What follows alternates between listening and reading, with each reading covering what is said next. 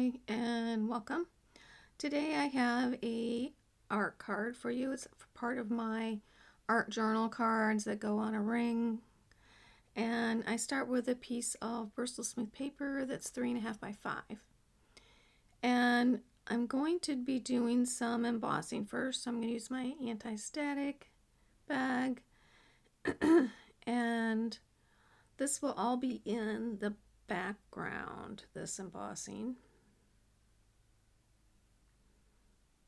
Using another one of my favorite stamps from Faded Type. Tell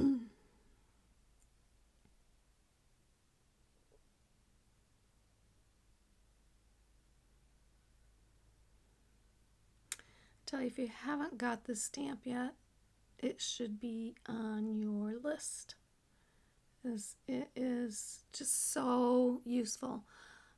I use it probably too much, but I mean, I wish they'd come out with more of these with just kind of a mixed up fonts, you know, for the background. So I'm stamping twice, one on the left side and the one down at the right bottom.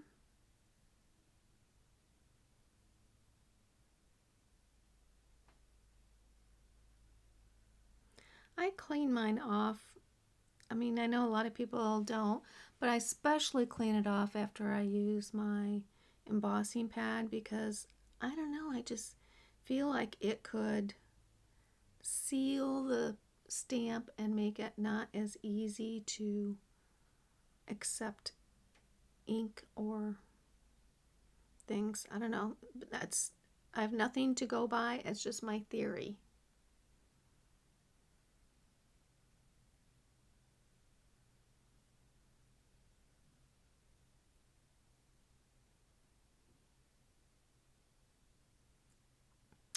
So I put on some gold embossing powder, and I'm going to use my heat tool to emboss it.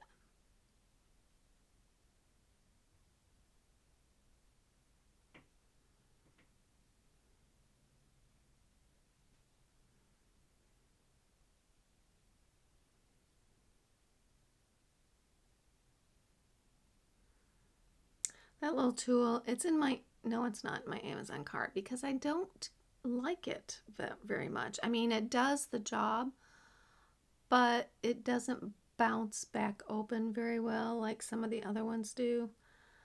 I've been looking for another one. I like the rubber tips though because when you're heat embossing, the heat can travel right up a metal tweezer.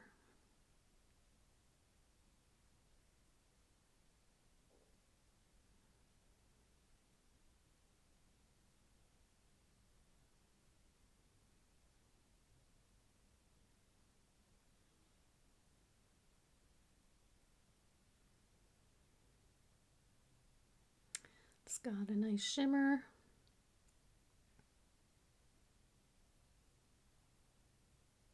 It's how also you can tell if you haven't hit a spot long enough. It's not quite as luminous or shiny. I'm going to put a background of speckled egg. And my speckled egg I just recently re-inked. So it's got a nice color.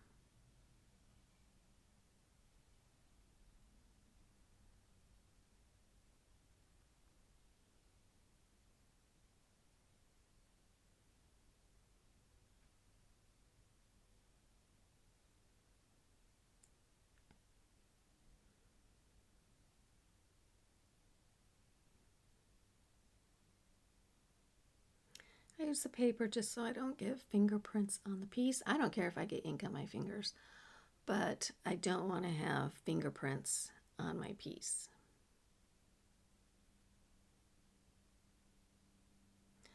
Then I'm going to add a little bit more ink around the edge just to kind of darken the edges. And I'm going to use Stormy Sky. There's lots of other blues you can use. That's my next darkest. I mean, I didn't want anything bright like Broken China or I have another real bright one. I just can't think of the name of it right now. Don't use it that much. But so I wanted kind of a moody blue, and Stormy Sky fits the bill.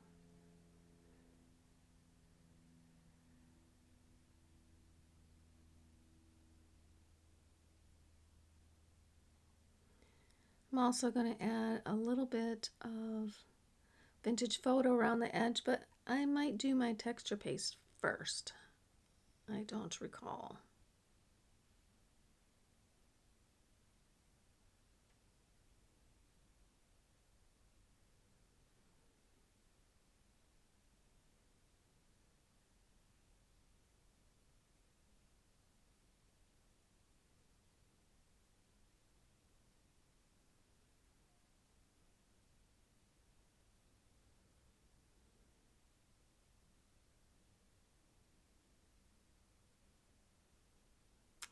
And I've had this stencil for a long time, and I just have never used it.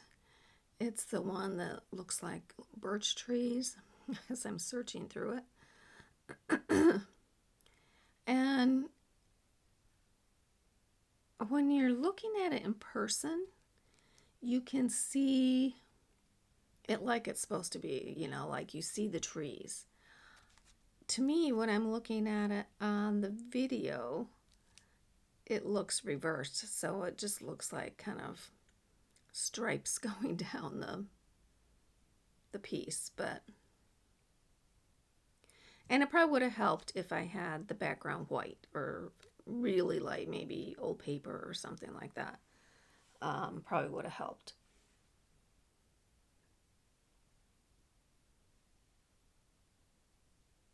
So if you go to make this piece, just keep that in mind.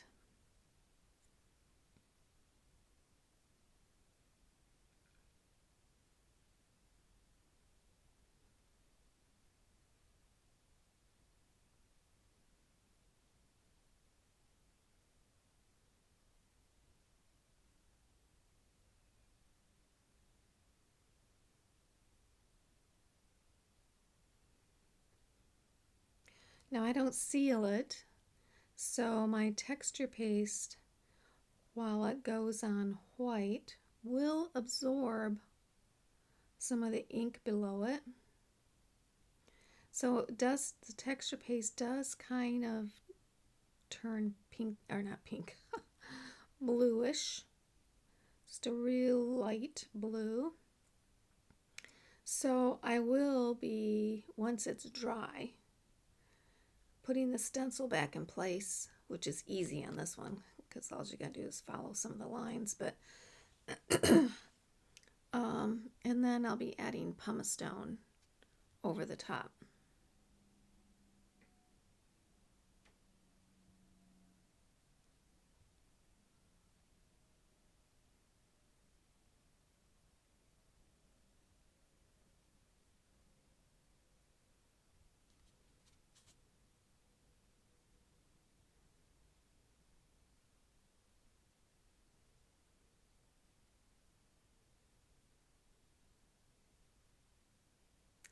So I dump that right into some bath water, clean it off, and then it's back on because my texture paste is dry now. And I'm going to be using pumice stone. And because this is a flat, I went ahead and used my blending tool. You could use the brushes, like I definitely use the brushes when I'm using a crackle, because otherwise it'll just tear your blending brush, blending pad.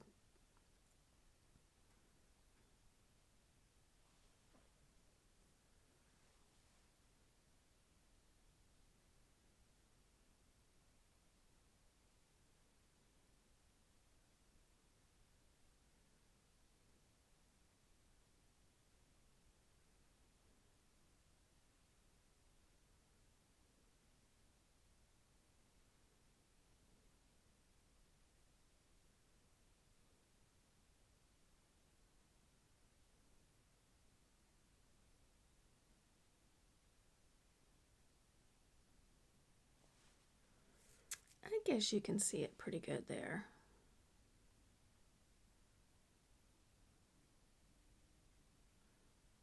I think the text makes it look kind of interesting, and with that particular stamp, it looks kind of, I'm going to age myself here, kind of Twilight Zone-ish.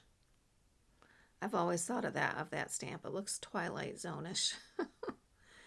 If you are old enough to remember that show.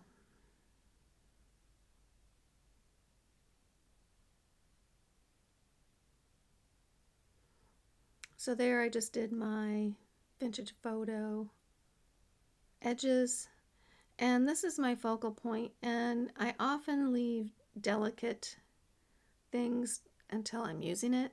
So I hadn't cut the crown out, and then I just noticed, of course, that the legs between the bird, there's a little there's paper in between the legs, and so I'm just going to use my X-Acto knife and cut between the legs to get that out. Add a little more vintage photo so I don't have any white. The circle up there is, I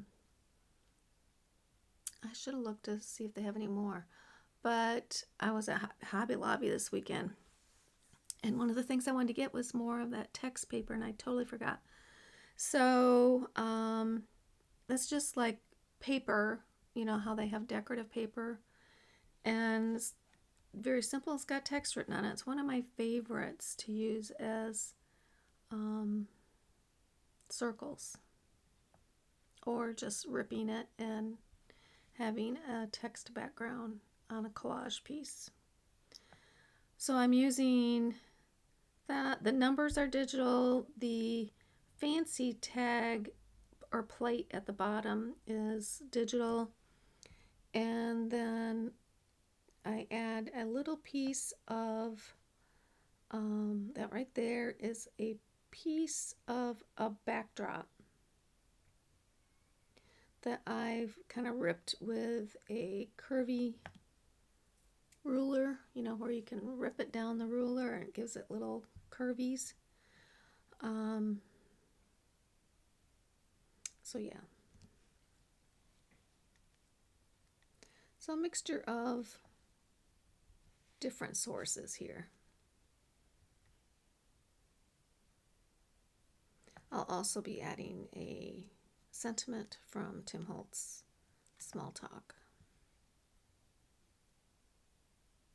So I'm ready to start gluing. And I always start from the back and move forward.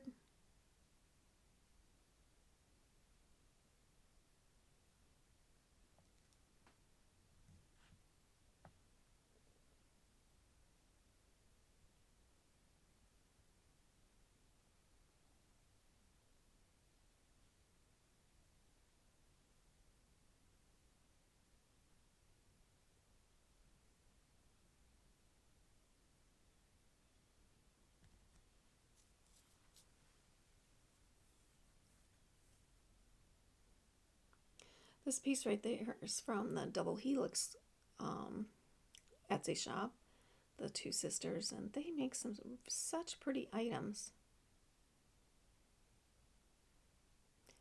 It comes in a whole set of different ones, and some of them are very pretty, and some of them are like this one. I mean, it's pretty, but it's just a bunch of text, and I love those.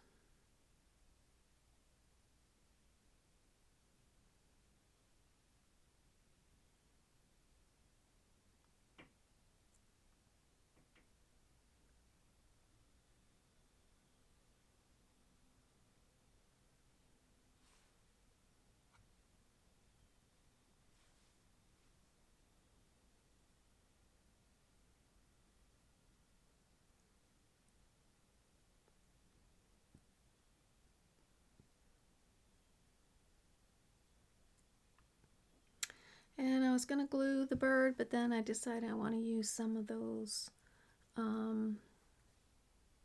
dots, foam dots. Again, these, if you haven't seen me use these before, these are very unusual dots. It's actually hard to find them. I have some in my Amazon storefront, and this package comes with 2 sizes. These are the bigger ones, and there's also some that are a little smaller. But the great thing about these dots is they're shallow. They're like 1 millimeter. I may be saying that wrong. It's a 0.1 millimeter.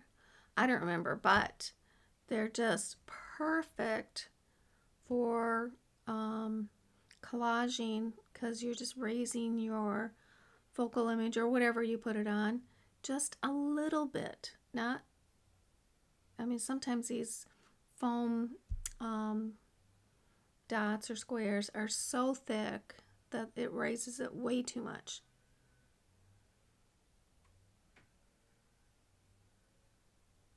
So I'm going to put glue on the little ends of my crown and on the tail and the feet, just so they don't get ripped off.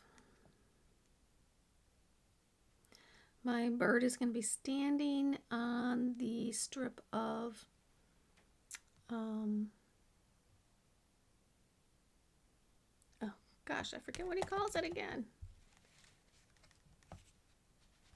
The Tim Holtz paper. Backdrops. Always forget.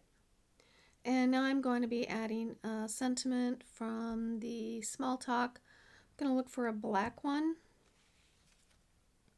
And I find one that says, "Adventure is worthwhile."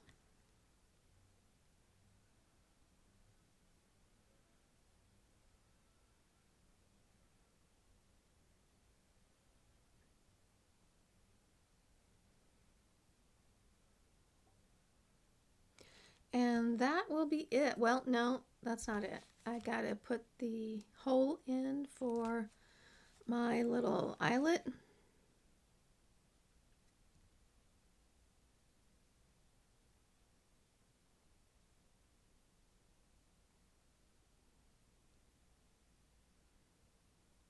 My eyelets I get from Michael's, so you won't see them listed in the description. But I do get them from Michael's in the sewing department.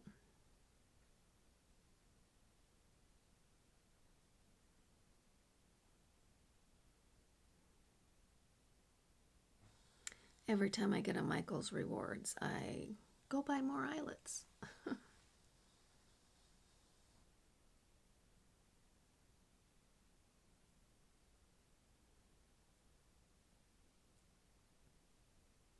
And that's it. If you haven't subscribed, I invite you to do so. If you like this piece, give me a thumbs up or maybe send me a comment. I'd appreciate it. And other than that, I hope you have an awesome day and see you next time.